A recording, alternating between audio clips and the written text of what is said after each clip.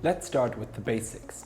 Typically, at formation, all the shareholders in a startup company have more or less the same rights. They hold common stock. A VC investor will be issued shares of preferred, not common stock.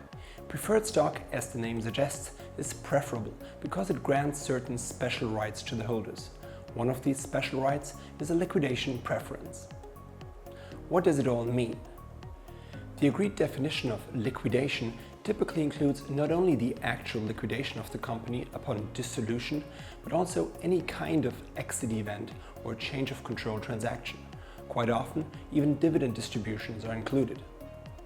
The word preference comes from preferred and means that preferred stock has priority over and will be treated better than the common stock in a defined liquidation event. To get you started, here's the three main categories to choose from. Number 1, the straight or non-participating preferred. This model is most favorable to the original common stockholders. Upon a liquidation event, prior to the distribution of proceeds to the common stockholders, the investor with preferred stock simply gets back its entire investment. Easy enough. Now, keep in mind one more thing. Because the investor only gets back its original investment, it could be more advantageous for the investor to be treated like a common stockholder and simply participate pro rata in any distribution of proceeds.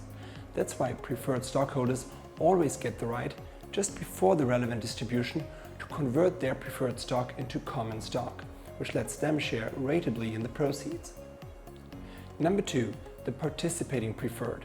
This type of liquidation preference is most favorable to the investor, and it's sometimes called a double dip preferred. This model means that in a liquidation event, the preferred stockholder first gets its entire investment back, but then, in addition, the investor will also be treated as a common stockholder and will thereby additionally participate pro rata in the remaining proceeds. In effect, the investor is getting paid twice. Number 3, the capped participating or partially participating preferred. This is sort of a compromise between the first two models. In this alternative, the preferred stockholder has almost the same rights as the participating preferred, which was the second category we talked about, and it means the investor gets back its investment and shares ratably in the remainder. However, capped participating means the investor's total return is capped at a maximum amount. Once it has received the capped amount, it no longer has the right to share in the remaining proceeds with the other common stockholders.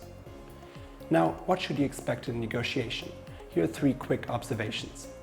Participating preferred is generally the exception. We see this in about 1 out of 5 deals.